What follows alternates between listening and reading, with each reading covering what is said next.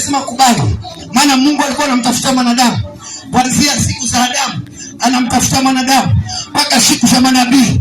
Yoeli anasema, Bwana anasema, nirudieni kwa mioyo yenu, murarue mavazi yenu, murarue mioyo yenu, wala sio mavazi yenu. Maana wanadamu wanafikiria matendo yao ndio yatawaokoa. Matendo yako hayawezi kukuokoa, dini yako haiwezi kukuokoa. Kwa hivyo Yoeli anaambiwa, waambie watu hawa wararue mioyo yao. Tangu Yoeli mpaka Yeremia mpaka Isaya mpaka Malaki, Yesu mwenyewe anatokelezea, anawaita wanadamu kama mali nimesoma ya kwamba njooni, njooni, kama vile alivyosema na Isaya ya kwamba njooni tusemezane hata kama dhambi zenu ni nyekundu.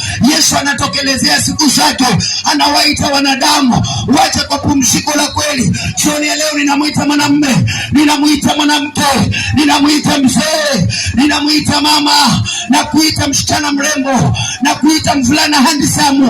Njoo kwa Yesu jioni ya leo, njoo kwa Yesu jioni ya leo. Hapa kwa Yesu utatosheka, hapa kwa Yesu utafika. Hapa kwa Yesu nakwambia, hapa kwa Yesu utafilenga free, utafilanga poa. Hapa kwa Yesu utafika katika uzima wa milele.